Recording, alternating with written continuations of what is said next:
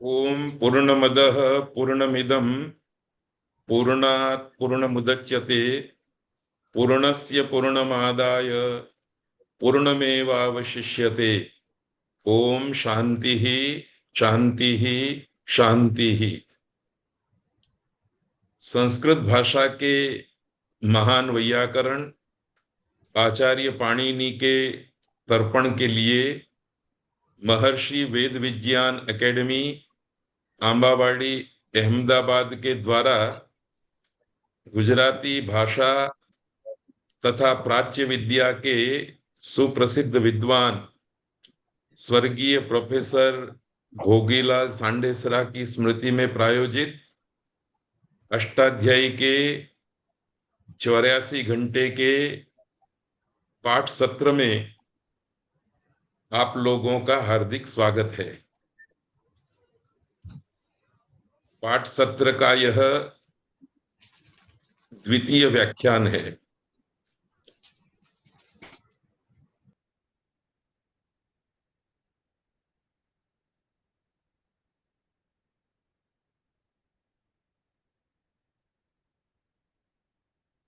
इस व्याख्यान में हम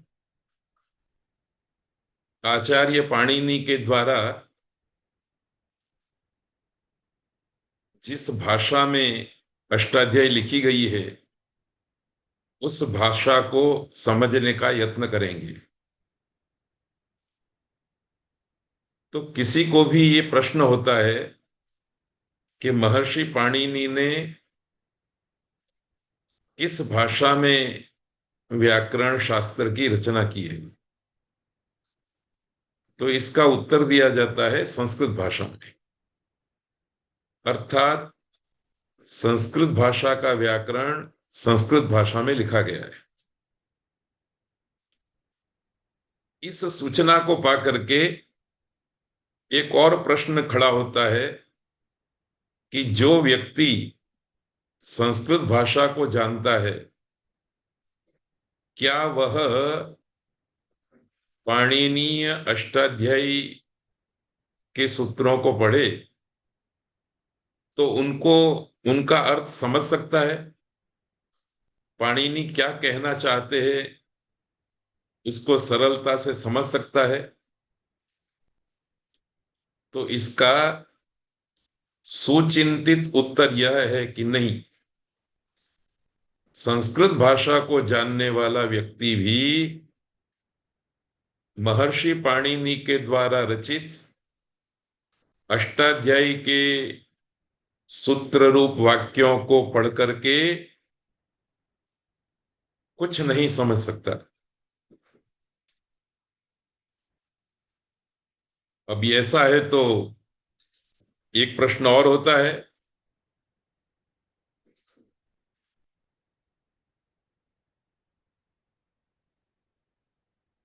कि भाई ऐसी क्या बात है कि संस्कृत भाषा में लिखे गए संस्कृत के व्याकरण को संस्कृत भाषा को जानने वाला व्यक्ति समझ ही नहीं सकता। तो चलिए हम आपको कुछ पाणिनि के वचन सुना देते हैं। और आप में से बहुत सारे लोग संस्कृत के जानकार भी बैठे हुए हैं। आप स्वयं विचार कीजिए कि इन वाक्यों को सुन करके उसका कोई अर्थ समझ में आता है।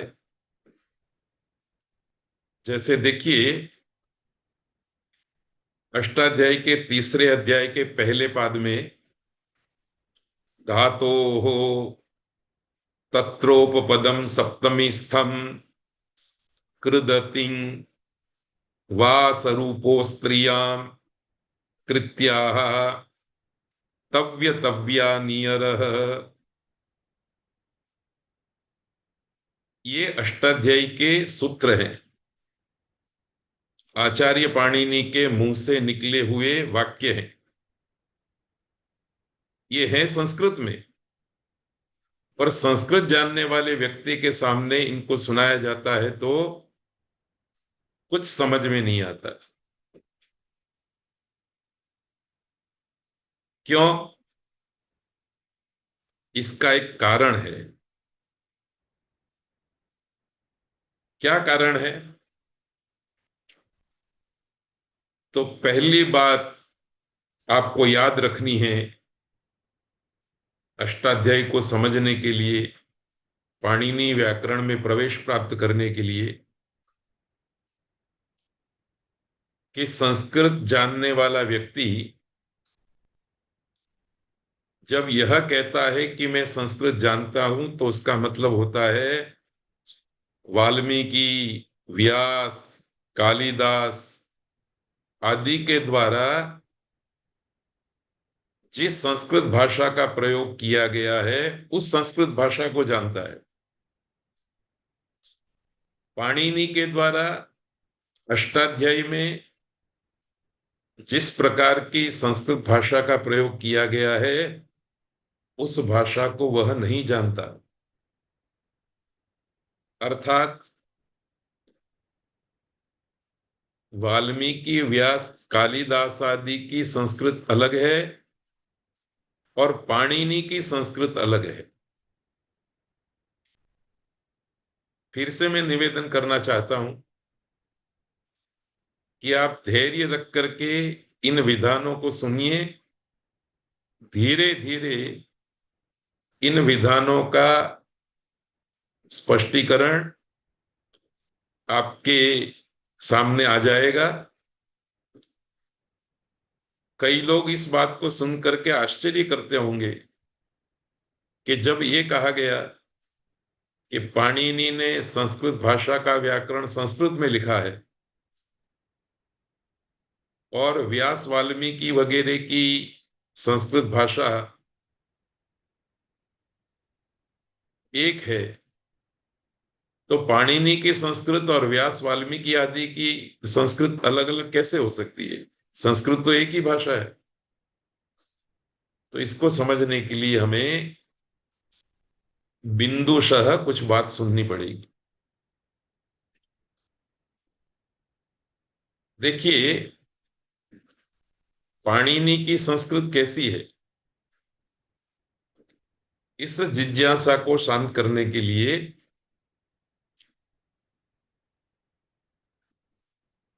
हम आगे क्रमशः बिंदुशः विचार करेंगे।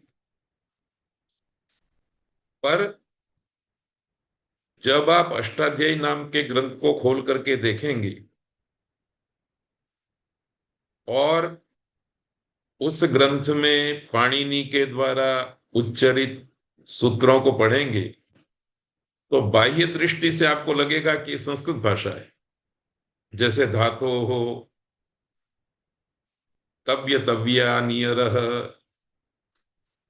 तो लगेगा ये कि ये संस्कृत है। पर फिर भी जिसको संस्कृत भाषा आती है वह इसे पढ़ करके अपने आप कुछ भी नहीं समझ सकता। पाणिनि के इन सूत्रों को जो संस्कृत में लिखे गए हैं समझने के लिए कुछ पूर्व तैयारी करने की आवश्यकता होती है। उसी को आज हम इस व्याख्यान में आपके सामने प्रस्तुत कर रहे हैं।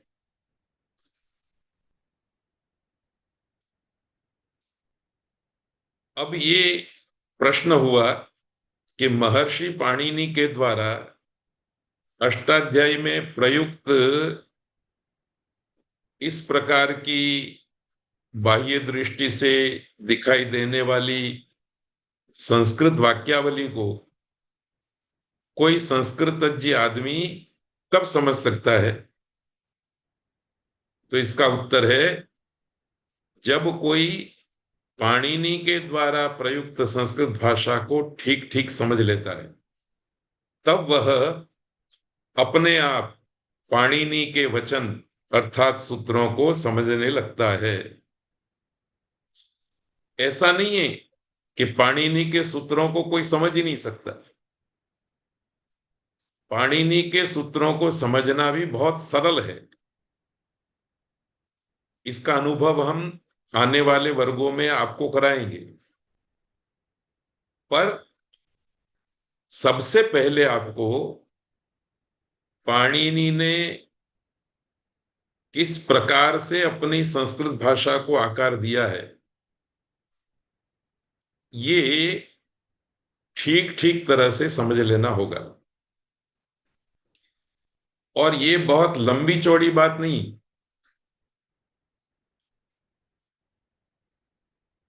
बहुत ही सीमित रूप से कुछ बातों की जानकारी हासिल कर लेने पर पाणिनि के द्वारा प्रयुक्त संस्कृत भाषा को थोड़ा थोड़ा समझने का हमारे अंदर सामर्थ्य खड़ा हो जाता है। पर इसको थोड़ा क्रम से और ध्यान से समझने की जरूरत है। वस्तुतः भाषा में दो प्रकार की स्थिति होती है। ये केवल संस्कृत की बात नहीं है, दुनिया भर की भाषाओं की बात है। एक स्थिति में प्रयुक्त शब्दों को, वाक्यों को सभी लोग दिन प्रतिदिन के वाग व्यवहार में और साहित्य में उपयोग में लाते रहते हैं और परस्पर समझते भी रहते हैं। पर कभी कभी इस दैनंदिन व्यवहार में प्रयुक्त भाषा में कुछ विशिष्ट शब्द भी स्थान पा लेते हैं। ऐसी परिस्थिति में जब उस विशिष्ट शब्द का अर्थ श्रोता को समझ में नहीं आता तो पूरा वाक्य भी उसकी समझ में नहीं आता। इसका एक व्यवहारिक उदाहरण भी मैं देना चाहूंगा।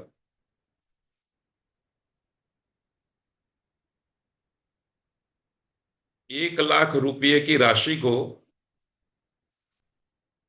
कुछ लोगों ने एक पेटी इस प्रकार के शब्द प्रयोग से अभिव्यक्त करना शुरू कर दिया। वास्तव में तो ऐसा था कि किसी नागरिक से कोई अधिकारी पैसे की डिमांड करे, ये असंवैधानिक है, एक प्रकार का अपराध है, सामाजिक अपराध है। पर फिर भी मन में वो अपराध करने की इच्छा रखने वाले लोगों ने 1 लाख रुपये इस अर्थ को देने वाला एक अपना शब्द फ्रेम कर दिया, एक पेटी। और जिनसे वो 1 लाख रुपया चाहते हैं वो कह देते हैं एक पेटी दे देना, आपका काम हो जाएगा। अथवा इस मकान की कीमत कितनी है, तो 10 पेटी। अब ये बोला जा रहा है हिंदी में, इस भवन की कीमत 10 पेटी है। इस शब्द को सुनने वाला समझ रहा है, भवन की शब्द को समझ रहा है, कीमत को समझ रहा है। पर ये जो 10 को समझ रहा है पर पेटी को वो नहीं समझ रहा। इसलिए हिंदी भाषा जानने वाला व्यक्ति भी जब तक इस पेटी शब्द को ठीक तरह से नहीं समझेगा तब तक पूरा वाक्य निरर्थक हो जाता है। वो सुनेगा जरूर, उसको लगेगा कि हिंदी में बोला जा रहा है, पर अर्थबोध नहीं होगा। इसलिए पाणिनि ने अपनी अष्टाध्यायी के अंदर जिस प्रकार की पारिभाषिक शब्दावली को तैयार किया है उसे समझना बहुत जरूरी हो जाता है।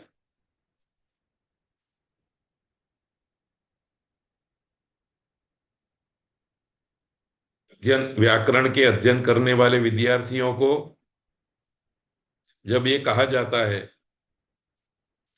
कि पहले पाणिनि के पारिभाषिक शब्दों को आप समझ लो, फिर अष्टाध्यायी आपको समझ में आएगी, तो सुनने वाला विद्यार्थी इसलिए भय प्राप्त करता है, डर जाता है कि ऐसे तो कितने शब्द होंगे, कैसे उसको हम समझेंगे, हमारी समझ में आएंगे कि नहीं आएंगे। पर ये भ्रांत धारणा है। पाणिनि अतिशय बुद्धिशाली प्रतिभा के धनी है, इसलिए उन्होंने बहुत ही सावधानी पूर्वक सरलता से एक संस्कृत भाषा को आकार दिया है, और 2-3 बार के प्रयत्न से ही आप उसको ठीक तरह से समझ सकते हैं।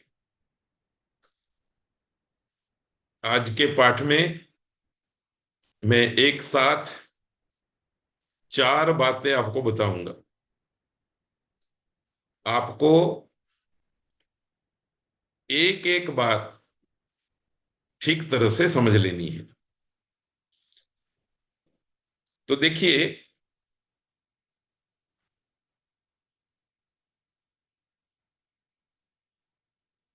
व्यवहारिक भाषा में और पारिभाषिकी भाषा में फर्क होता है। व्यवहारिकी भाषा अनादि निधना होती है, वो अमर होती है, अपरिवर्तनशील होती है।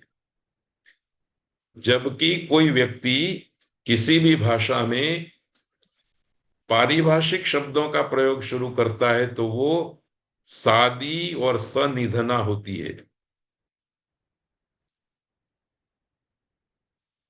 जो व्यवहारिकी भाषा है वो स्वाभाविक रूप से जानी जाती है, पर जो पारिभाषिकी भाषा है उसके लिए तो प्रयत्न करना पड़ता है।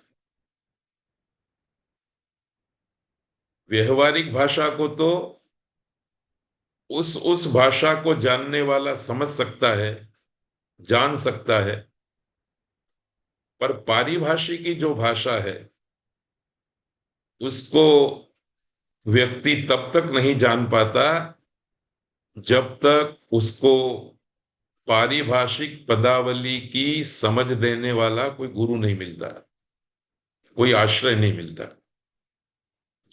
तो ये बात भी हमें ध्यान में रखनी है। अब देखिए पाणिनि ने क्या किया, तो ये स्लाइड आज के व्याख्यान का सार है।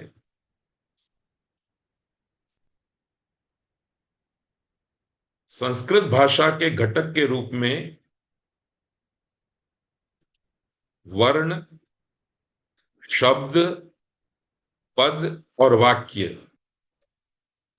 इन चारों का समावेश करना है। फिर से मैं इस बात को कहना चाहूंगा, वर्ण, शब्द, पद और वाक्य। शब्द और पद में भेद है, वो आगे चल करके उजागर होगा, पर आपको ये याद रखना है कि संस्कृत भाषा के घटकों में सबसे छोटी इकाई वर्ण, उसके बाद शब्द, उसके बाद पद और उसके बाद वाक्य। कालिदास आदि की प्रयुक्त संस्कृत भाषा में भी ये 4 घटक हैं, और पाणिनि की भाषा में भी ये 4 घटक हैं। पर पाणिनि ने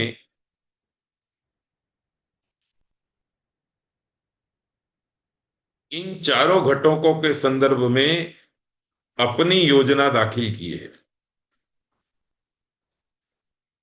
तो हम लोग व्यास, वाल्मीकि, कालिदास के वर्ण घटक को जानते हैं, शब्द घटक को जानते हैं, पद घटक को जानते हैं और वाक्य घटक को भी जानते हैं। उसी जानकारी के आधार पर यदि आप महर्षि पाणिनि के सूत्रों का पाठ करेंगे तो कुछ समझ में नहीं आएगा। समझ में कब आएगा? जब आप पाणिनि की दृष्टि से पाणिनि पाणिनि के द्वारा स्वीकृत योजना के अंतर्गत वर्ण नाम के घटक को समझेंगे, शब्द नाम के घटक को समझेंगे, पद नाम के घटक को समझेंगे और वाक्य नाम के घटक को समझेंगे, तो फिर अष्टाध्यायी ग्रंथ को खोलिए, सूत्रों को पढ़िए, थोड़ी थोड़ी समझ आपको आने लगेगी। फिर थोड़ा सा सहारा अध्यापक का मिल जाएगा तो पूरी समझ धीरे धीरे आती रहेगी। देखिए, प्रशिष्ट संस्कृत साहित्य में, कालिदास आदि की संस्कृत में स्वर भी है और वर्ण भी है। स्वर आपके सामने दिखाई दे रहे हैं, अ आ इ ई उ ऊ ए ओ ऐ औ अम अह। व्यंजन क ख ग घ ङ ङ के रूप में है। इस वर्णमाला से सब परिचित है, परंतु पाणिनि ने इस वर्णमाला को अपनी योजना से रखा है। इसलिए पहली समझ अष्टाध्यायी को पढ़ने वाले छात्र को हो जानी चाहिए कि कालिदास आदि की संस्कृत में वर्ण योजना अलग है, पाणिनि की संस्कृत में वर्ण योजना अलग है। कैसे अलग है इसको भी हम क्रमशः देखेंगे। पाणिनि ने अष्टाध्यायी के प्रारंभ में ये 14 सूत्र रखे हैं। इनको प्रत्याहार सूत्र कहा जाता है। एक प्रकार से तो ये वर्णोपदेश है, पर इसको एक बार हम पढ़ लेते हैं। ये पाणिनि की फ्रेम की हुई वर्णमाला है। अ ई उण, ऋल ऋग, ए ओंग, ऐ औच, हयवरठ, लण, यम गणनम, झभय, गढ़धश, जब गढ़दश, ख फ, ध ढ, थ च, ट तव, कपय, शस सर और हल। एक बात ध्यान रखिए,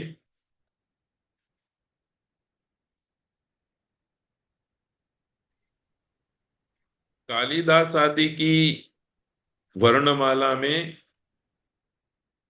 और पाणिनि ने इन प्रत्याहार सूत्रों में जिस प्रकार से वर्णमाला को रखा है, तीन बातें ध्यान करने जैसी है। पहली बात, वर्णों का क्रम आचार्य पाणिनि का अपना है। आप देखिए, यहां अयुण वगैरह स्वर पूरे हो जाने के बाद सबसे पहला व्यंजन है ह। कालिदास आदि की संस्कृत में सबसे पहला व्यंजन है क, सबसे अंतिम व्यंजन है ह। यह क्रम बदल दिया गया है। व्यंजनों में प्रथम ह वर्ण को रखा गया है, क वर्ण को नहीं। और क के बाद ख नहीं है, परंतु क के बाद प है, कपय। ये परिवर्तन आपको याद रखना है।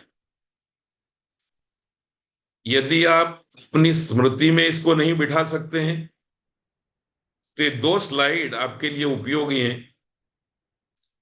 इनको दाएं बाएं रखना है और अपने चर्म चक्षुओं से देखना है।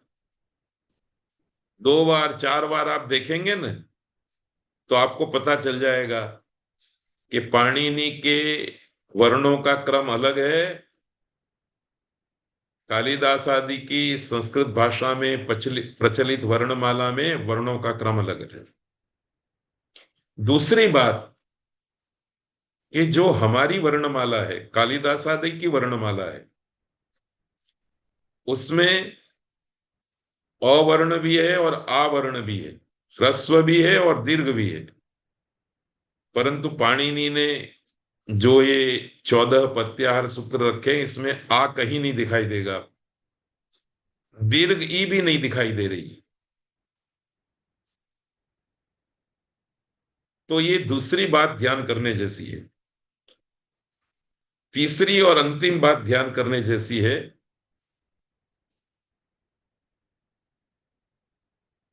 अच्छा, एक बात यहां और समझ लेनी है।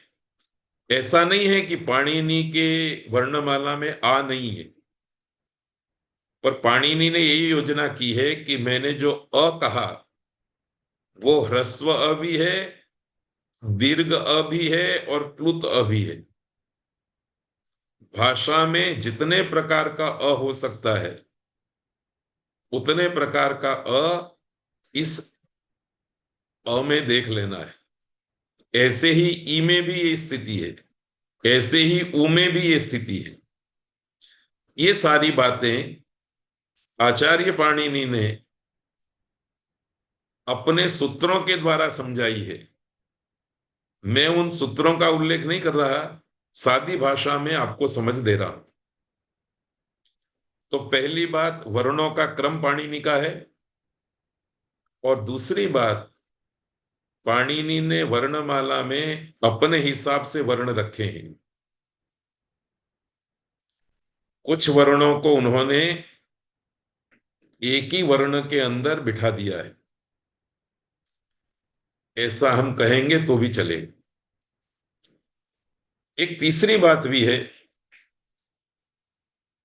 कि पाणिनि ने जिस प्रकार से अइउण वगैरह सूत्र रचे हैं, वर्णों को क्रम दिया है, उसका आश्रय लेकर के कुछ अपने घटक बनाए हैं। इन घटकों को प्रत्याहार के नाम से जाना जाता है। प्रत्याहार के निर्माण की योजना का प्रारूप भी पाणिनि ने हमको समझाया है। उसका सार ये है कि जो 14 प्रत्याहार सूत्र हैं, उन सूत्रों में किसी भी एक वर्ण को आप ले लो, वो पहले क्रमांक में हो, दूसरे क्रमांक में हो, अंत में नहीं होना चाहिए। किसी भी क्रम में पड़ा हुआ एक वर्ण ले लीजिए, उसको प्रारंभ में रखिए, और 14 सूत्रों के अंत में एक एक वर्ण रखा है, उनमें से एक वर्ण ले लीजिए। तो एक वर्ण पहला, एक वर्ण अंतिम, 2 वर्ण का घटक बना लीजिए, और वो घटक आपको मध्य में आने वाले वर्णों का बोध कराएगा। इसका उदाहरण देखते हैं।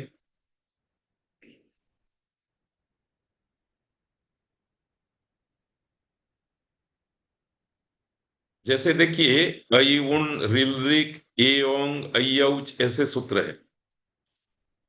हमने अई उण का अ ले लिया, और रिलरिक में जो अंतिम वर्ण है वो क ले लिया, और दोनों को मिला करके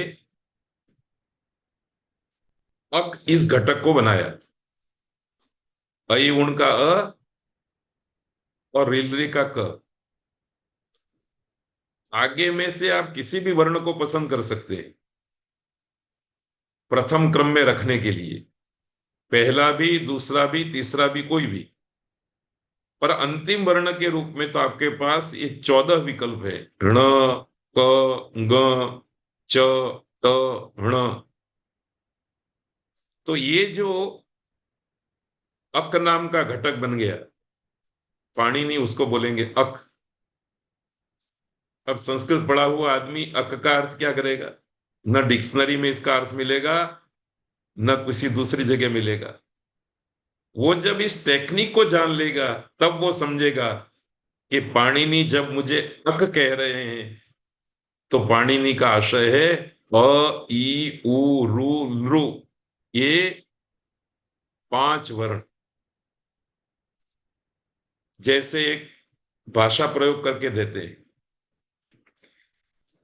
पाणिनि मेरे सामने खड़े होकर के कहेंगे कि हे कमलेश, तू अक लिख। तो मैं एक बार बोर्ड पर अ और क लिखूंगा, पर फिर दोबारा पाणिनि कहेंगे कि ये अक का क्या मतलब है। तो मैं तुरंत कहूंगा अक का मतलब है अ, ई, उ, रु, लृ। और दोबारा बोर्ड में लिखूंगा अ, ई, उ, रु, लृ। तो 2 प्रकार का व्यवहार हो गया। एक प्रकार के व्यवहार में बोर्ड पर मैं अक लिखता हूं, अ और क लिखता हूं, और जब मुझे पूछा जाता है ये अक क्या है, तो मैं बोर्ड पर दूसरी बार लिखता हूं अ, ई, उ, रु, लृ। तो ये जो अक बोलना और उसका अर्थ लेना अ, ई, उ, रु, लृ, ये पाणिनि की स्वयं की योजना है। इस योजना को जान लेने से पाणिनि वर्ण के संदर्भ में जब जब कुछ कहेंगे, आसानी से हमारी समझ में वो बात आ जाएगी। एक और उदाहरण भी देखते हैं, इसी परंपरा में एक और उदाहरण देखते हैं।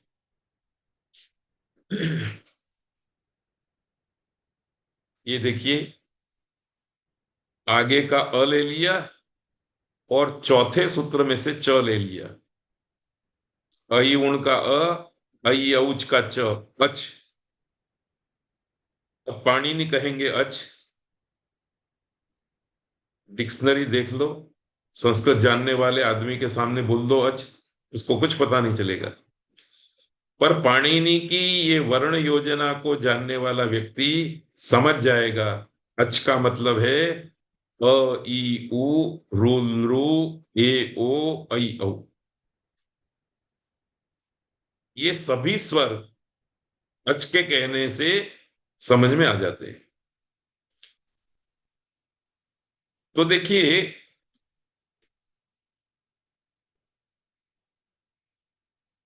पाणिनि को समझना है तो ये 43 प्रत्यय ध्यान में रखने हैं।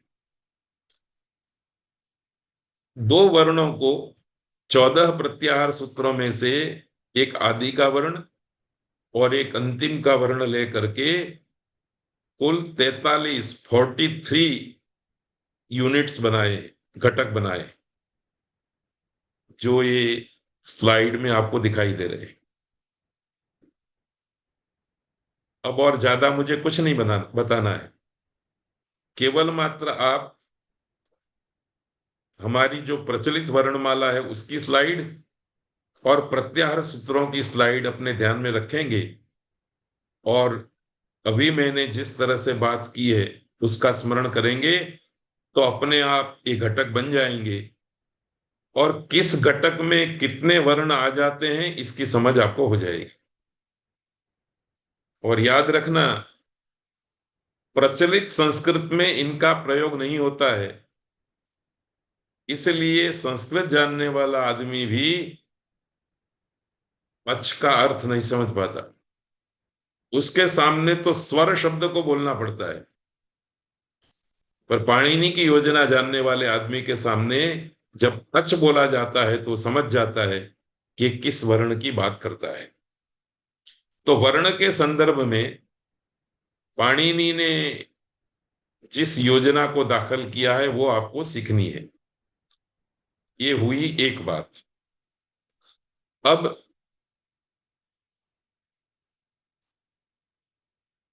शब्द के स्तर पर पाणिनि ने जो अपनी योजना की है उसको भी समझ लेना है।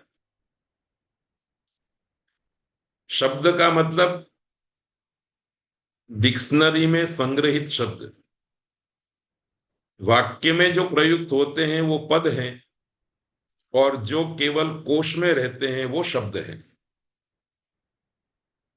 तो लोक में भी शब्दों का प्रयोग होता है, पाणिनि ने भी शब्दों का प्रयोग किया है, पर लोक में जब शब्द बोला जाता है तो शब्द से हमको कोई वास्ता नहीं होता। हमको वास्ता होता है उस शब्द से अभिप्रेत वस्तु से। जैसे मैं किसी स्वजन को कहूं कि जलम आनय, तो वो क्या करेगा? बैठा हुआ होगा तो खड़ा हो जाएगा, घड़े के पास जाएगा, ग्लास में जल लेकर के वापिस आ जाएगा। तो लोक व्यवहार में जलम शब्द बोला जाता है, पर न तो हमको ज से कोई मतलब होता है, न ल से मतलब होता है, न म से मतलब होता है। हमको मतलब रखना पड़ता है जल नाम की वस्तु से। ऐसे ही सारे व्यवहार, सूर्य को अर्घ दीजिए ऐसा कहा जाता है तब खगोल में विराजमान सूर्य से वास्ता होता है। सूर्य शब्द में जो स है, ऊ है, र है, य है, इन वर्णों से हमको कोई मतलब नहीं होता। ये कालिदास आदि की संस्कृत में प्रवर्तमान व्यवस्था है। इसका सार ये है कि संज्ञा शब्द का प्रयोग होता है वाग व्यवहार में, पर उस वाग व्यवहार के रूप में जब हम व्यवहार करते हैं तब संजी से व्यवहार होता है, जगत के पदार्थों से व्यवहार किया जाता है। परंतु पाणिनि ने अपने अष्टाध्यायी नाम के ग्रंथ में दो प्रकार के शब्दों का प्रयोग किया। एक प्रकार के शब्द को हम संज्ञा शब्द कहेंगे और दूसरे प्रकार के शब्द को हम लोक प्रसिद्ध शब्द कहेंगे। हम मतलब आप और मैं, ये हमारे वर्ग की बात चल रही है। पाणिनि ने इस बात को अपने शब्दों में, अपने सूत्र में कहा है। वो सूत्र जब पढ़ेंगे तब ये बात फिर से पुनरुक्त होगी, पर अभी आप समझ लीजिए कि अष्टाध्यायी में जितने भी शब्द प्रयुक्त हुए हैं वो दो प्रकार के हैं। एक प्रकार के शब्द संज्ञा शब्द है और दूसरे प्रकार के शब्द लोक प्रसिद्ध शब्द है। जो संज्ञा शब्द है वो जब बोला जाएगा तो वह जिस संजी का बोध कराएगा, जिस अर्थ का बोध कराएगा, उससे हमको व्यवहार करना है। पर लोक प्रसिद्ध अर्थ यदि अष्टाध्यायी में प्रयुक्त है, सॉरी, लोक प्रसिद्ध शब्द अष्टाध्यायी में प्रयुक्त हुआ है, तो हमें उस शब्द के अर्थ से कोई मतलब नहीं है। हमें उस शब्द से ही व्यवहार निभाना है, अर्थात उस शब्द में प्रयुक्त जो वर्ण ध्वनि है उनसे ही हमें अपना व्यवहार चलाना है। उदाहरण के रूप में नदी शब्द है, इसको हम दो रूप में बांटेंगे। एक नदी शब्द संज्ञा शब्द है। पाणिनि ने अष्टाध्यायी में नदी नाम की संज्ञा की है और अपने हिसाब से इस नदी का अर्थ निश्चित किया है। और दूसरा लोक प्रसिद्ध अर्थ है नदी। तो पाणिनि यदि नदी शब्द का प्रयोग संज्ञा के रूप में करते हैं तो पाणिनि ने किसकी नदी संज्ञा की है इसकी जानकारी हमको करनी पड़ती है। इसके लिए भी सूत्र मिलेंगे आपको। वो सूत्र आपको बताएंगे कि किसको पाणिनि ने नदी कहा है। जैसे सूत्र लिखा हुआ है युस्त्रियाख्यो नदी। पर यदि नदी शब्द लोक प्रसिद्ध लिया है उन्होंने तो हमको बहते पाने वाली नदी से कोई मतलब नहीं। हमको मतलब है न, अ, द, ई इन वर्ण ध्वनियों से।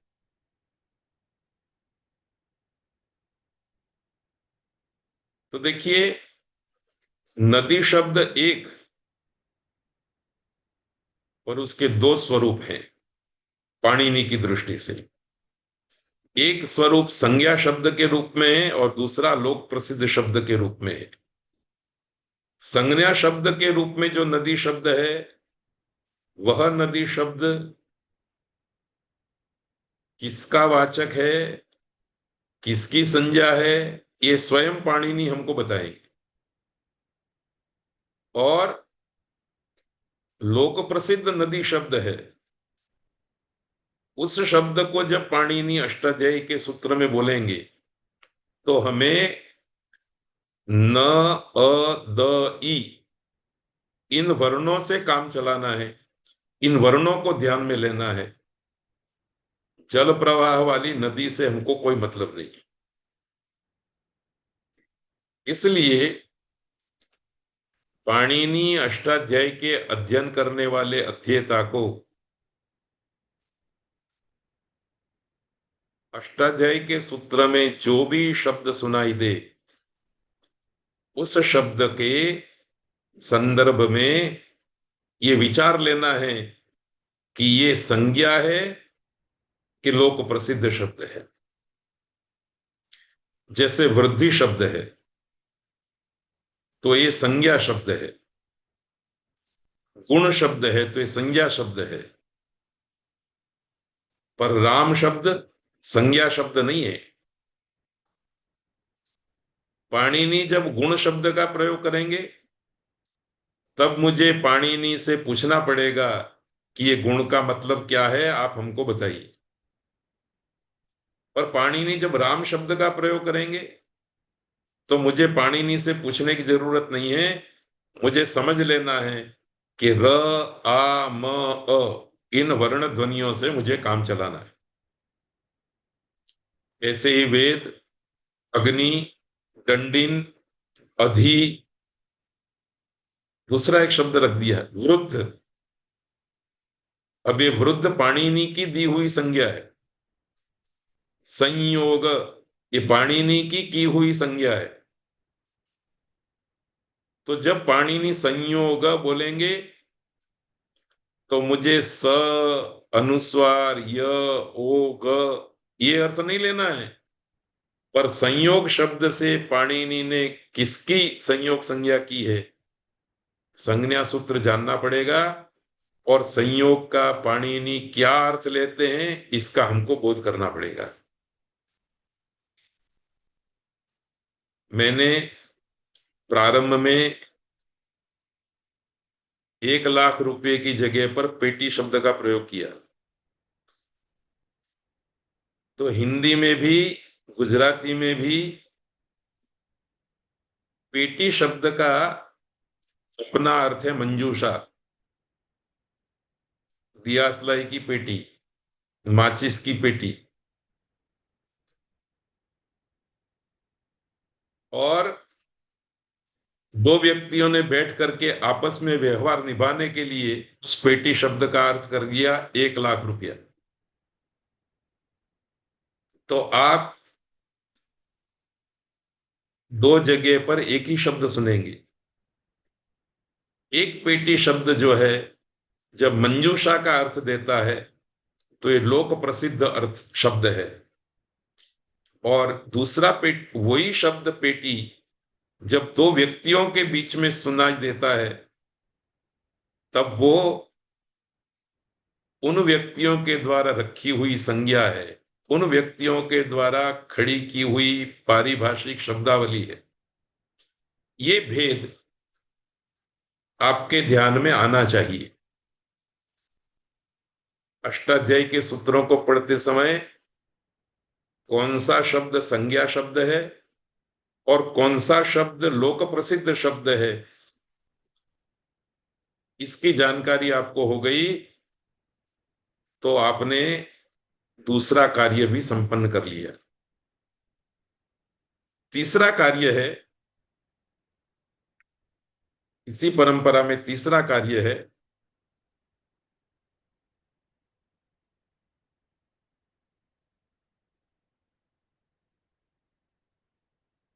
पद के स्तर पर आचार्य पाणिनि की अपनी योजना।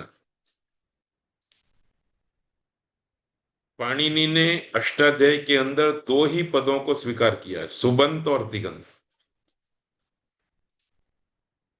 सुबंत को कारक पद कहते हैं, तिगंत को क्रियापद कहते हैं।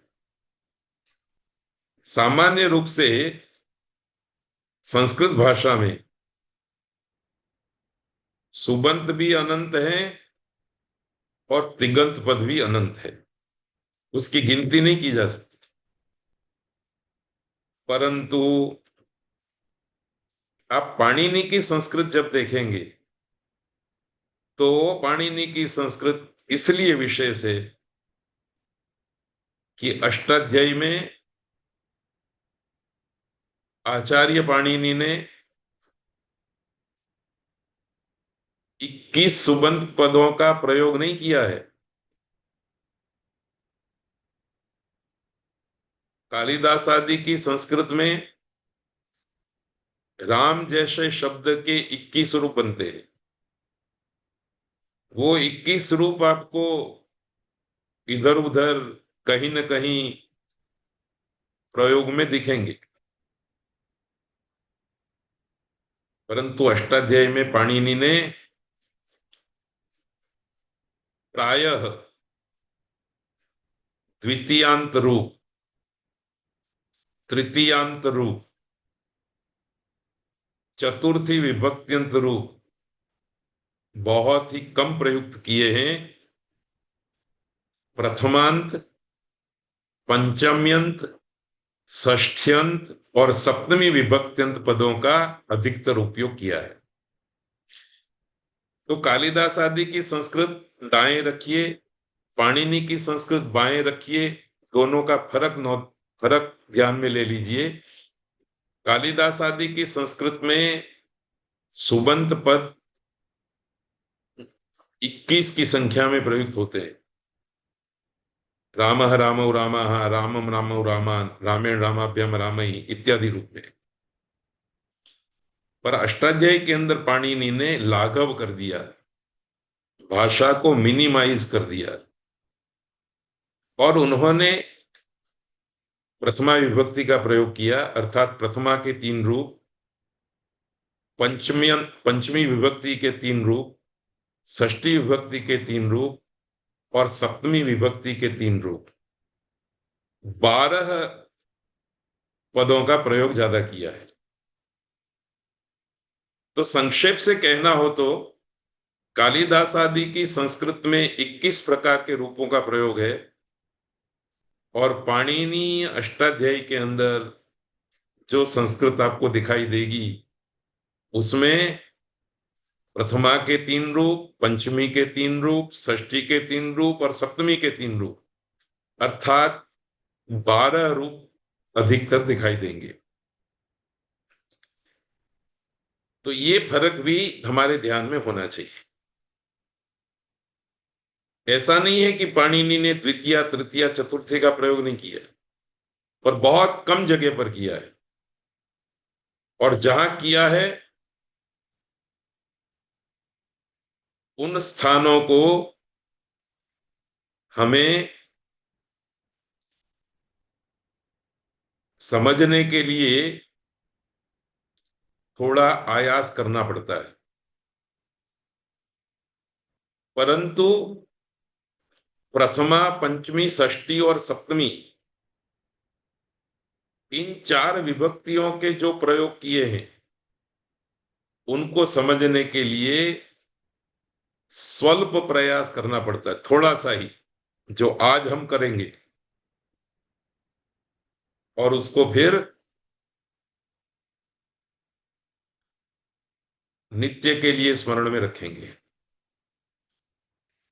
देखिए,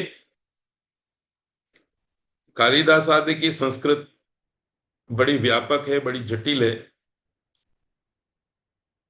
उसमें कारक के अनुक्त होने पर कर्ता और करण में तृतीया विभक्ति होती है, कर्म कारक में द्वितीया, संप्रदान में चतुर्थी, अपादान में पंचमी, संबंध में या शेष में षष्ठी, अधिकरण में सप्तमी होती है, और जो कारक उक्त होता है इसमें प्रथमा विभक्ति होती है।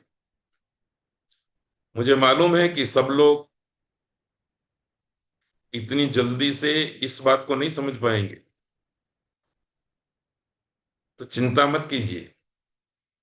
इतना तो आपको समझ ही लेना है कि कालिदास आदि की संस्कृत में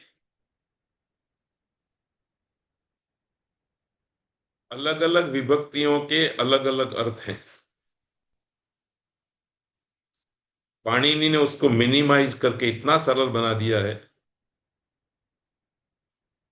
कि प्रथमा विभक्ति का प्रयोग जब पाणिनि करेंगे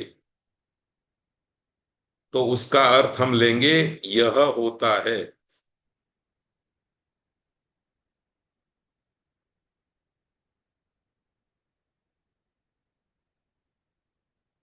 पाणिनि ने मानो कि रामः कहा, मानो कि एक उदाहरण लेते हैं, तो रामः प्रथमा विभक्ति का रूप है, तो इसका अर्थ हमको ये समझना है कि राम होता है दीर्घ ह, पाणिनि बोलेंगे तो हम उसका अर्थ क्या लेंगे? दीर्घ होता है। लोप ह, तो उसका अर्थ क्या लेंगे? लोप होता है। अर्थात अष्टाध्यायी के सूत्रों में प्रथमा विभक्त्यंत जो पद होता है उस पद का अर्थ हमें करना है यह होता है।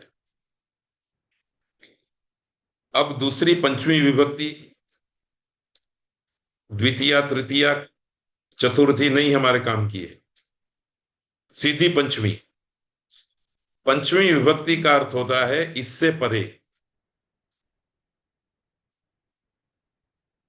जैसे धातो हो, ये पंचमी विभक्ति एक वचन का रूप है, जैसे गुरो हो, तो पाणिनि जब भी गुरो हो कहेंगे तो उसका अर्थ क्या लिया जाएगा? ग उ र अ के पर में। गुरु शब्द का अर्थ गुरु नहीं लेना है। पाणिनि गुरु शब्द का प्रयोग करेंगे और गुरु शब्द लोक प्रसिद्ध अर्थ शब्द होगा, तो गुरु शब्द का मतलब है ग उ र उ। तो पाणिनि जब गुरो हो कहेंगे तो इसका अर्थ होगा ग उ र उ के पर में, गुरु से पर में। षष्ठी विभक्ति का जब प्रयोग करेंगे आचार्य पाणिनि अष्टाध्यायी सूत्र में, तो उसका अर्थ होगा के स्थान में। जैसे रामस्य ऐसा पाणिनि बोलेंगे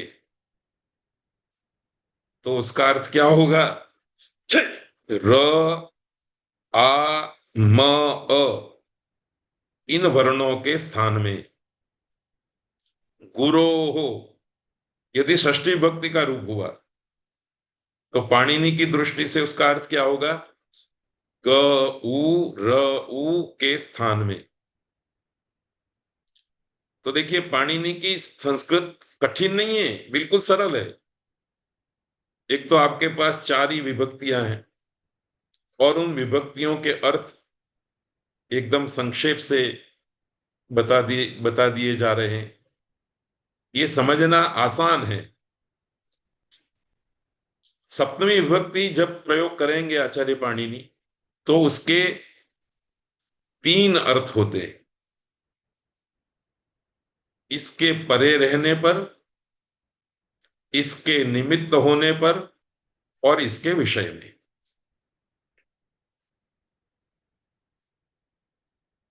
इसका ज्यादा व्याख्यान अभी नहीं करेंगे,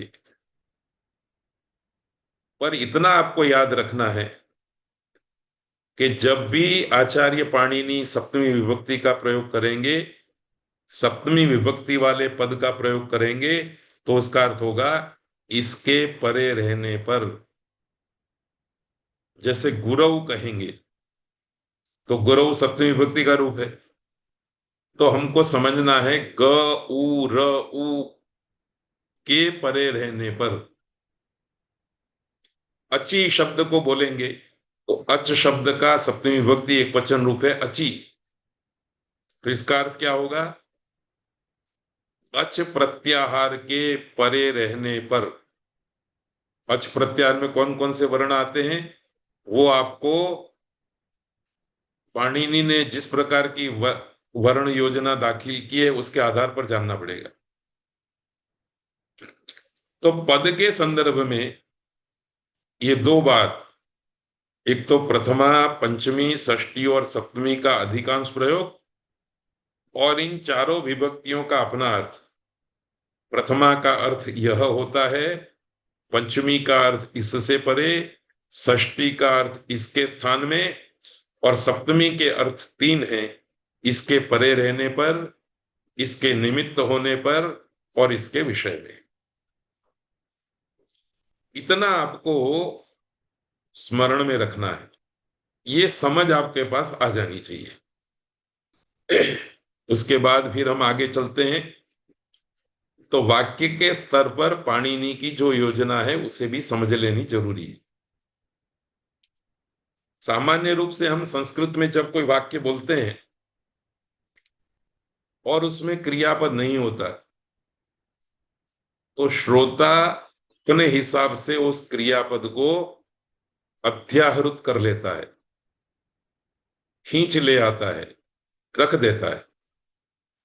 जैसे किसी वक्ता ने किसी श्रोता के सामने कहा रामः वने,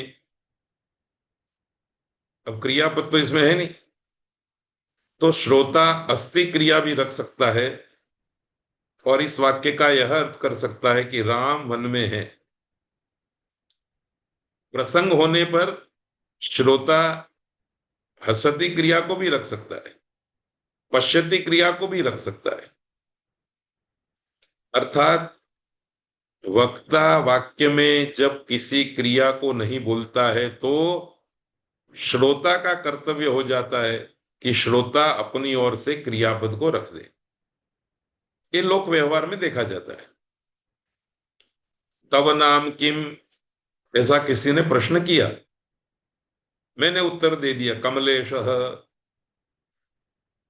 तो कमलेश में क्रियापद तो है नहीं, अकेला पद है। तो सुनने वाला अस्ति ऐसा क्रियापद अपनी ओर से डाल देगा, कमलेश अस्ति, नाम कमलेश है। तो ये लोक व्यवहार में होता है, कालिदास आदि की संस्कृत में होता है। पाणिनि ने क्या किया ये भी देख लीजिए।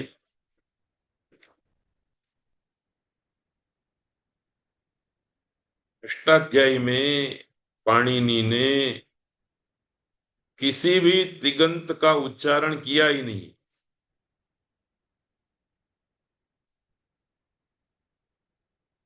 एकाध क्रियापद का उच्चारण किया है, अनुप्रयोगे वगैरह वगैरह, पर वो अपवाद है। प्रायः किसी सूत्र के अंदर आचार्य पाणिनि ने कोई क्रियापद नहीं रखा। जैसे मैंने पहले सूत्र आपको सुनाए धातो हो तव्य तव्या नियर, इसमें क्रियापद तो कोई है ही नहीं। पाणिनि परंपरा के आचार्यों ने दो क्रियाओं की संकल्पना की, भवति और स्यात्। तो पाणिनि तो कोई क्रिया नहीं प्रयोग करना चाहते। दूसरे शब्दों में कहूं तो पूरी अष्टाध्यायी के अंदर जितने भी वाक्य हैं, उन वाक्यों का क्रियापद या तो भवति है या तो स्यात् है। हाँ, द्विवचन होगा तो भवतः हो जाएगा, स्याताम हो जाएगा, भवंती हो जाएगा और स्युः हो जाएगा। वचन भेद हो सकता है पर दूसरी कोई क्रिया नहीं आएगी। अब मैं आपसे जानना चाहता हूं कि कालिदास आदि की संस्कृत तो बड़ी जटिल है, उसमें तो पता नहीं कौन कौन सी क्रियापदों का प्रयोग हुआ है।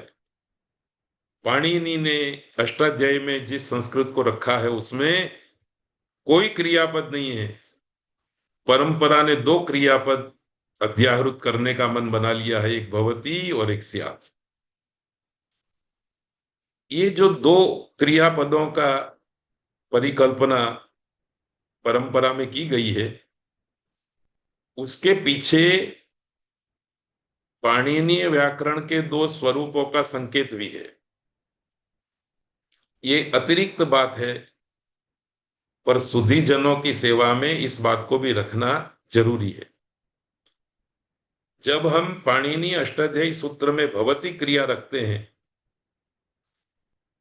तो वो व्याकरण का सूत्र वर्णनात्मक हो जाता है। ऐसा है, ऐसा है, ऐसा है, इस रूप में डिस्क्रिप्टिव हो जाता है।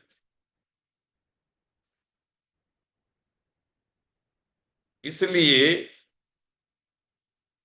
अष्टाध्यायी के सूत्रों का एक स्वरूप डिस्क्रिप्टिव ग्रामर के रूप में है। पाणिनि ने तो कोई क्रियापद कहा नहीं है।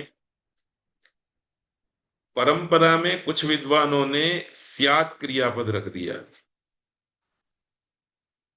इस स्यात् क्रियापद के कारण पाणिनि व्याकरण का स्वरूप विधेयात्मक बन गया, प्रिस्क्रिप्टिव बन गया।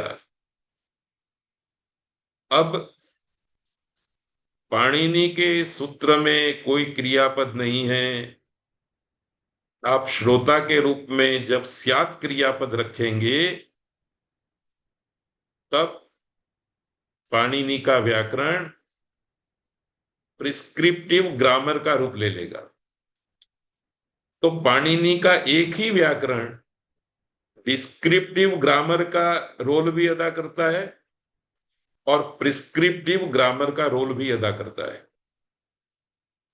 अर्थात भाषा में ऐसा है, ऐसा है, ऐसा है, ऐसी सूचना देता है।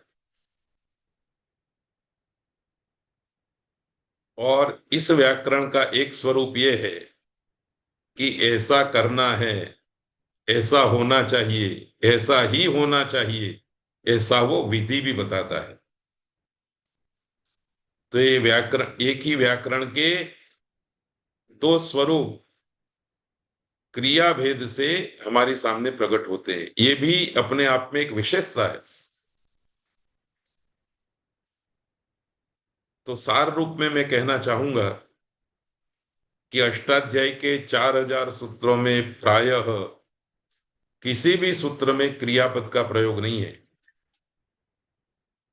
यदि आप मेरी बातों को ध्यान से सुन रहे हैं तो आपकी आंखों के सामने पाणिनि की संस्कृत एक छोटे से कटोरे में सीमित होकर के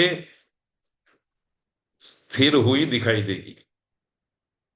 प्रथमा विभक्ति वाला पद, पंचमी विभक्ति वाला पद, षष्ठी विभक्ति वाला पद और सप्तमी विभक्ति वाला पद सुबंत पद अष्टाध्यायी के सूत्रों में दिखाई देगा। इसके सिवाय कोई क्रियापद नहीं दिखाई देगा। द्वितीया, तृतीया, चतुर्थी वाला कोई रूप नहीं दिखाई देगा। ऐसे छोटी सी संस्कृत भाषा अष्टाध्यायी की संस्कृत है। तो शुरुआत में जो हमने आपको थोड़ा सा भय दिखलाया कि संस्कृत जानने वाला आदमी भी पाणिनि की संस्कृत को जान नहीं सकता है, वो भय आपका तब मिट सकता है जब आप वर्ण के रूप में पाणिनि की हुई योजना को समझ लें, शब्द के रूप में पाणिनि ने जिस योजना को स्वीकारा है उसको समझ लें, पद के रूप में पाणिनि ने जिस योजना को स्वीकार्य रखा है उसको समझ लें, और वाक्य के रूप में भी पाणिनि ने जिस योजना को स्वीकारा है उसको समझ लें, तो पाणिनि की संस्कृत समझनी आसान हो जाएगी। सामान्य रूप से वाक्यार्थ प्राप्त करने हो तो उसके 3 चरण हैं। पहले चरण में अवशिष्ट पद, क्रियापद या कर्ता पद की परिकल्पना श्रोता को करनी पड़ती है। क्रियापद है तो कर्ता पद की कल्पना करनी पड़ेगी, कर्ता पद है पर क्रियापद नहीं है तो क्रियापद की परिकल्पना करनी पड़ेगी। दूसरी बात, वाक्य में जिन पदों का प्रयोग हुआ है उन पदों के मूल शब्द के अर्थ की जानकारी भी करनी पड़ती है। जब तक वाक्य में जिन पदों का प्रयोग हुआ है उन पदों का जो मूल शब्द है उसके अर्थ की जानकारी हमको नहीं होगी तो भी वाक्यार्थ प्राप्त नहीं होगा।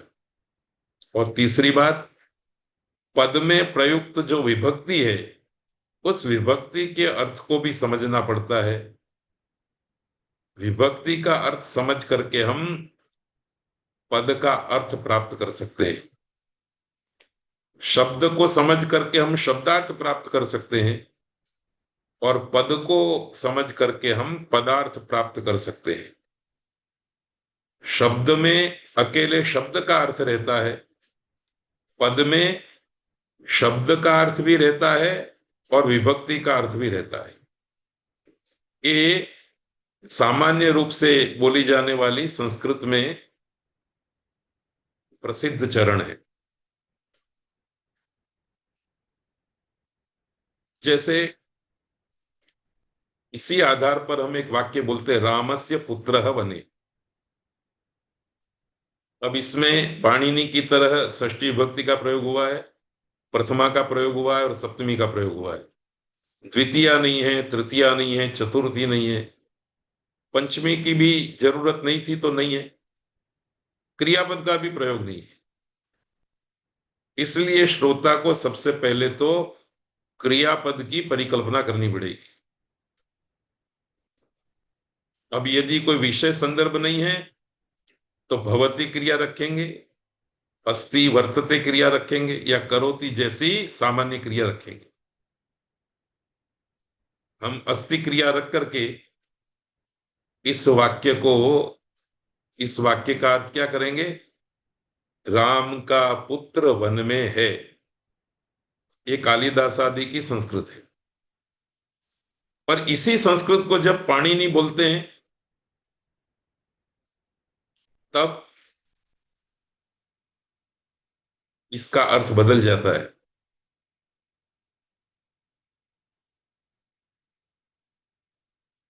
पाणिनि जब बोलते हैं तब वाक्यार्थ प्राप्ति के 4 चरण होते होते हैं। क्रियापद की परिकल्पना में हम भवती या स्यात् रखेंगे। वाक्य में जो पद संज्ञा पद प्रयुक्त हुआ है तो संज्ञी का अर्थ लेंगे, और लोक प्रसिद्ध शब्द का प्रयोग हुआ है तो वर्ण ध्वनियों का अर्थ लेंगे। इस तरह से यदि आचार्य पाणिनि हमारे सामने बोलते हैं रामस्य पुत्रः वने, तो इसका अर्थ क्या लिया जाता है,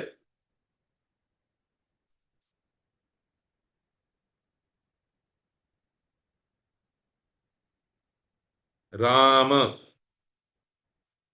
षष्ठी विभक्ति है, षष्ठी विभक्ति का अर्थ किया स्थान में।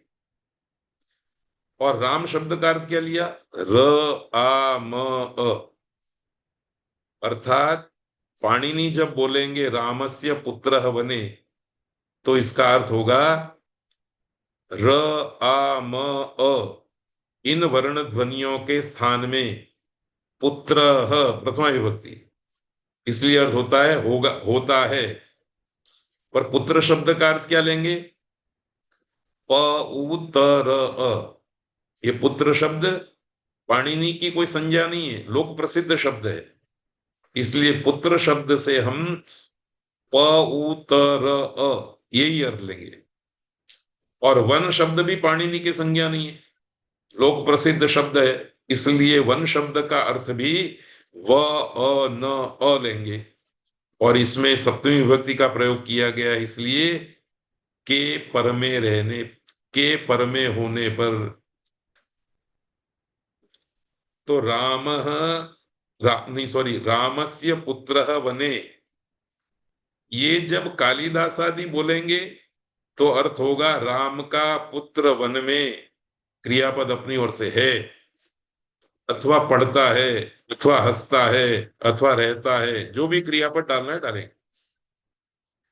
पर पाणिनि जब बोलेंगे राम रामस्य पुत्रः वने, तो पाणिनि की इस संस्कृत का अर्थ होगा र आ म अ के स्थान में प उ त र अ होता है, व अ न अ पर में हो तब। तो देखिए, एक ही वाक्य, एक जैसा ही वाक्य, रामस्य पुत्रः वने, पाणिनि बोलेंगे तो उसका अर्थ अलग है, और कालिदास बोलेंगे तो उसका अर्थ अलग है। ये अर्थ क्यों अलग है? इसके लिए मैंने आपको 4 बिंदु बताए हैं। वर्णों की पाणिनि की स्वयं की योजना है, शब्दों के विषय में भी पाणिनि की स्वयं की योजना है, पद के विषय में भी पाणिनि की स्वयं की योजना है, और वाक्य के विषय में भी पाणिनि की स्वयं की योजना है।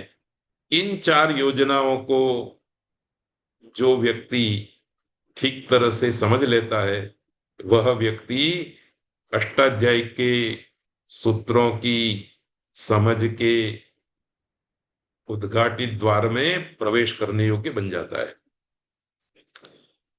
तो आज इतना ही रखते हैं। ये देखिए पाणिनि का वचन है इकह यण अचि, तो इक के स्थान में यण होता है अच के पर में रहने पर। इक क्या है?